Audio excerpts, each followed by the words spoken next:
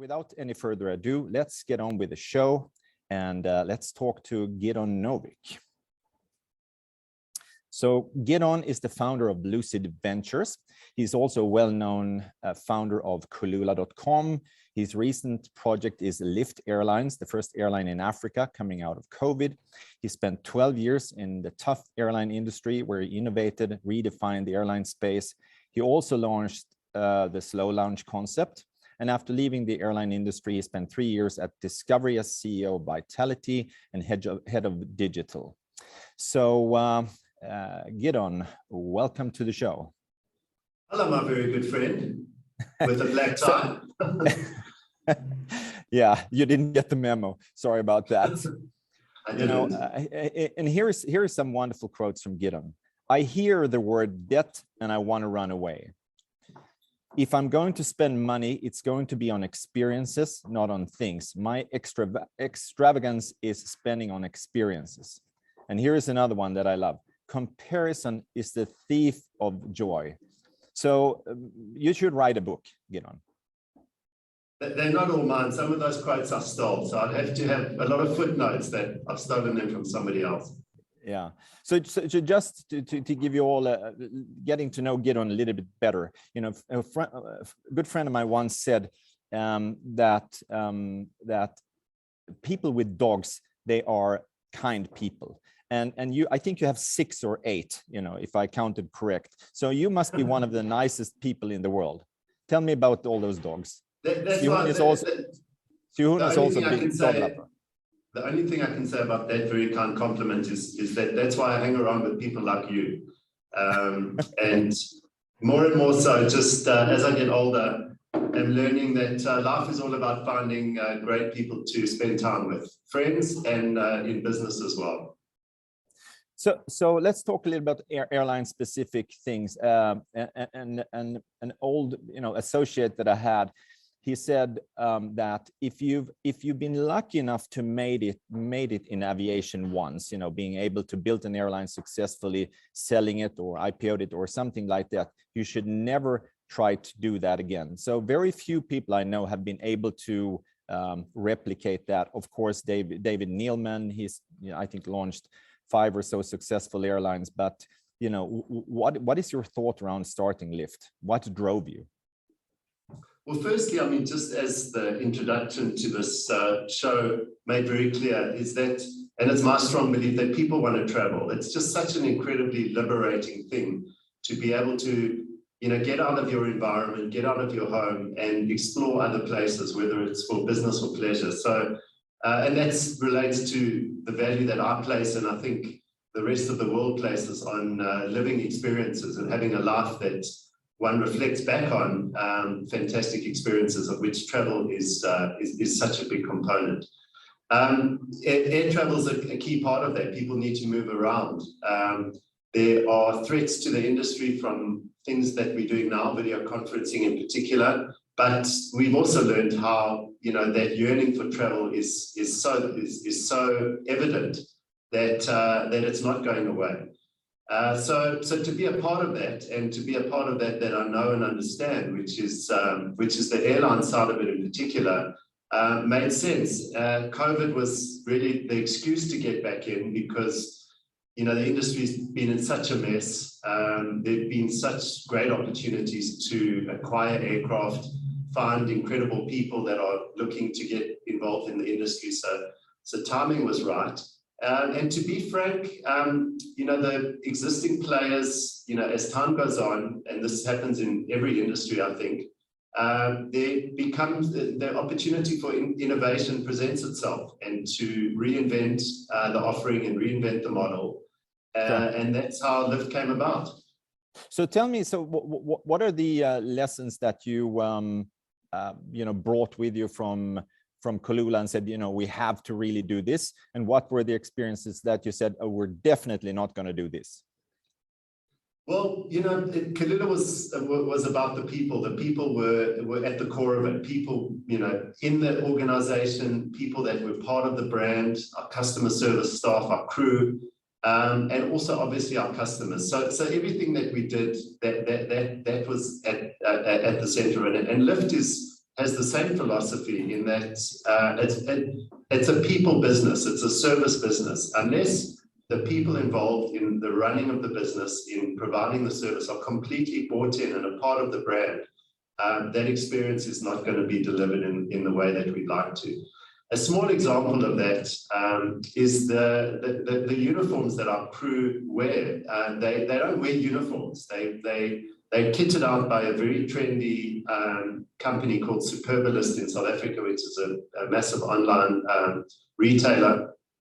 And they feel great and they look great. And it's just one small thing that says that we care about you, we want you to look good, we want you to feel good, and we want you to be a part of this brand. So that's something that's very, very core to what we did originally at Kalula, and certainly a massive part of Lift. So you're saying, part of your secret sauce is really your leadership style and creating a culture. Is that correct? And how would you define your leadership style in one sentence? Well, I learned very early on, Stephan, and I think you can relate to this, is I'm not good at repetitive things. I'm not good at operations. I'm not that good at organizing things, but I'm good at pulling pieces together and finding incredible people, which I think is actually not so much a skill, but a lot of luck as well, to just come across the most incredible people that are not only brilliant at what they do, but are just nice people to be around and fun people to be around. So that's that's my focus, and more and more spending less and less time on the running of businesses and more time just trying to find these incredible people. Right. So where do you see Lift in 5 years, ideally? Where would you like to see it in 5 years? Well, Stephan, the one thing COVID has taught us all is to, we can have grand plans, but those grand plans can come to a grinding halt very quickly. So a better quality, I think, to develop in a business is agility, the ability to move quickly, to see opportunities, to capture them, to shift away from things that haven't worked. And so when it comes to long-term planning, we know that Lift is working really well. We know that we're going to need to grow it. People are calling us every day and messaging us about new routes and why don't we fly here and there. We're looking at all of that, but we want to do what we're doing really, really well, to grow in a responsible way, so we don't have to take on debt, the other thing that I'm trying to avoid at all costs. So big plans. We're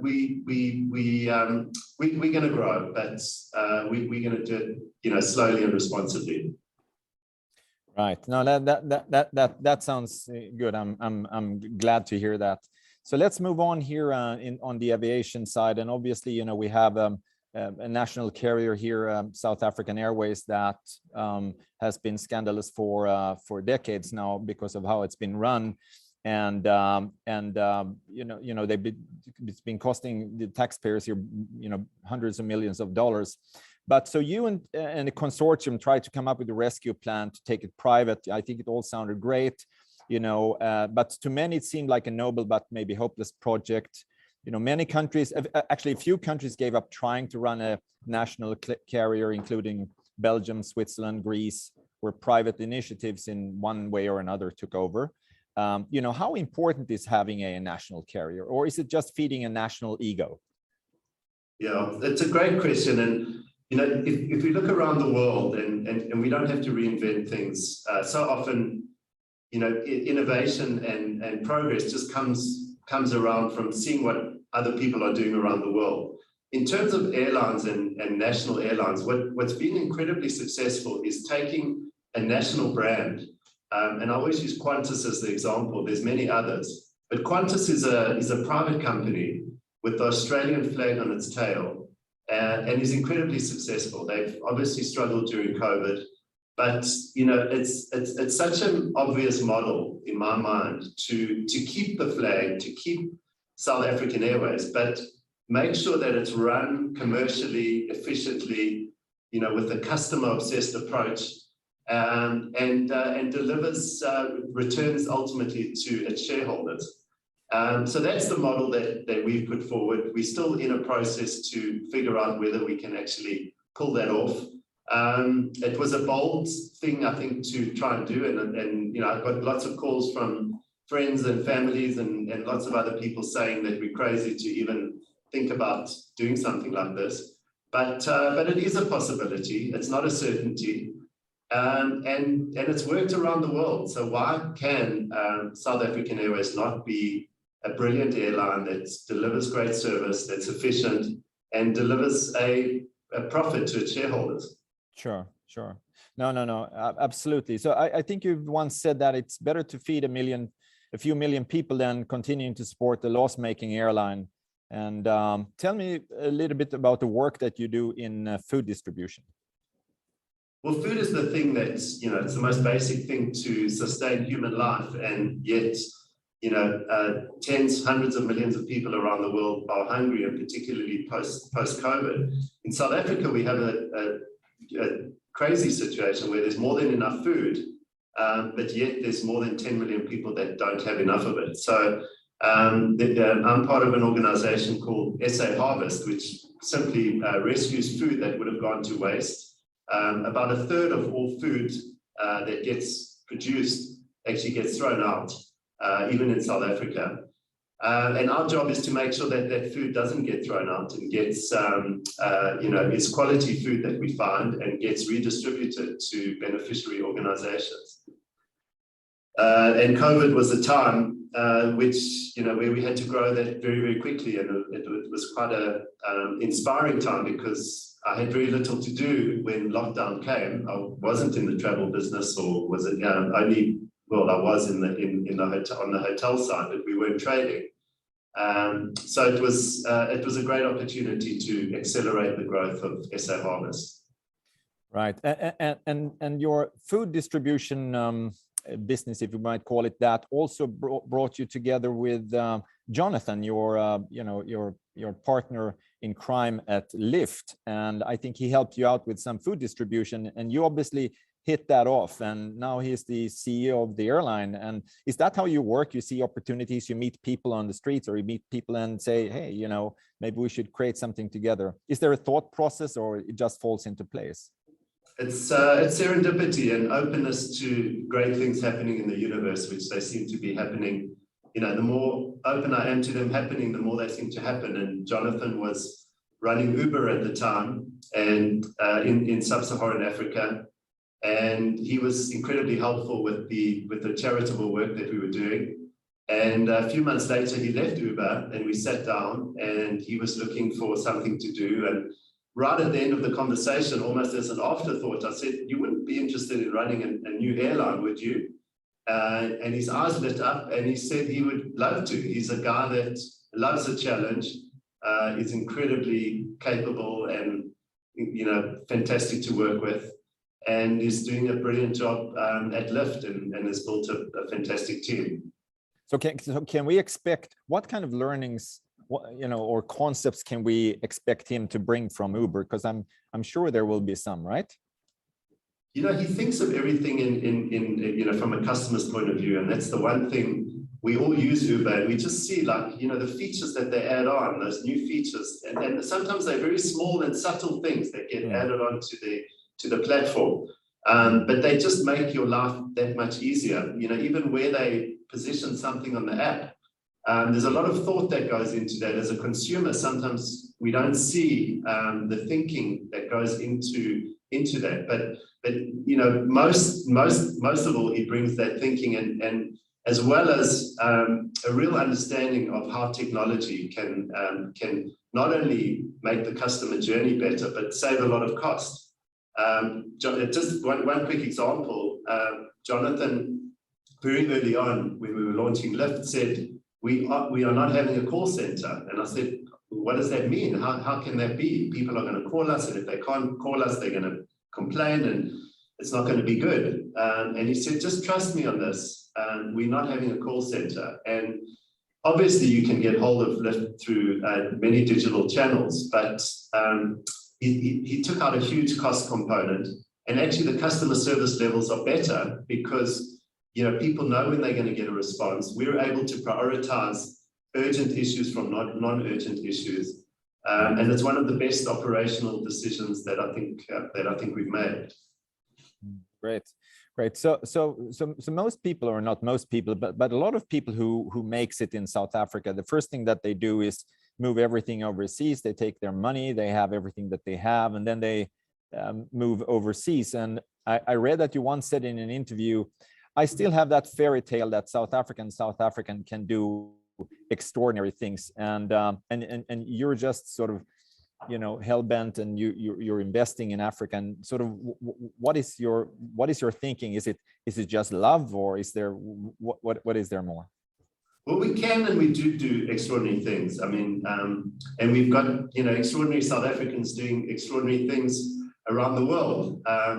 And so, you know, the talent is there. It's just beyond debate that we have the potential, the human potential, and, you know, no one even needs to sell the incredible natural potential that South Africa has. So, you know, it all comes down to belief in ourselves and support and an environment which government does need to create and facilitate, that allows this country to flourish.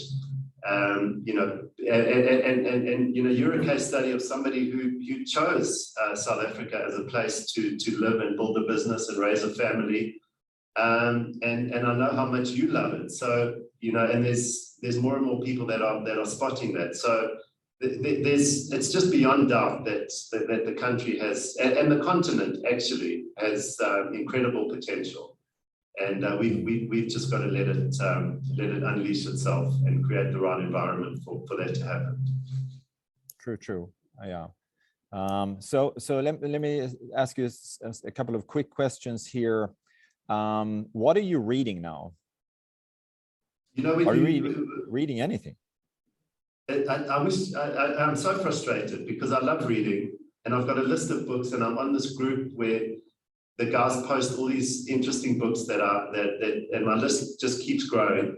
And I just struggle to find the time. And, you know, there's so much, obviously, content that gets shared, and just to get through the content and the interesting articles that people send. The one thing that I do read, which it sounds quite boring, but it's kind of my weekly Bible, is The Economist magazine, because there's so much going on in the world, and I kind of hear bits and pieces during the week, and I'm not sure how serious, for example, the war in Ethiopia is. And I say, well, I'm just going to wait until I read my Economist, and then I'm going to understand not only what's going on, but the context behind it. So that's kind of the extent of my reading, but I am hoping over December to, I don't know, have a week or two to read some good books. That sounds good. Otherwise, you can do what I do. Every time I get a, you know, advice on a book, I buy it, and then, which means I've got a lot of books I haven't read yet. I know the feeling. So what is your favorite destination for a holiday? Holiday? You know, I moved to Cape Town. We moved 5 years ago, and I just absolutely adore the city so much, and I feel like I'm on holiday. So often people say to me, where are you going on holiday? And I say, but I feel like I am on holiday.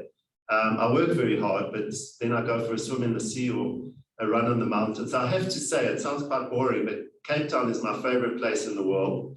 I do love the garden route and places like Plettenberg Bay, which are just absolutely beautiful. And I also love exploring, you know, places that I've never been to, and just so excited to, you know, visit places like Japan is on my list. It just, you know, culturally looks like a place that will completely, you know, inspire and surprise from a cultural point of view. So I can't wait to re-explore. There's so many places, but I do love being at home in Cape Town. Yeah, thanks a lot. Thanks so much for sharing your you know, wealth of knowledge and your wisdom with us. And I couldn't agree more. I also always tell people that, you know, Cape Town is my favorite place in the world.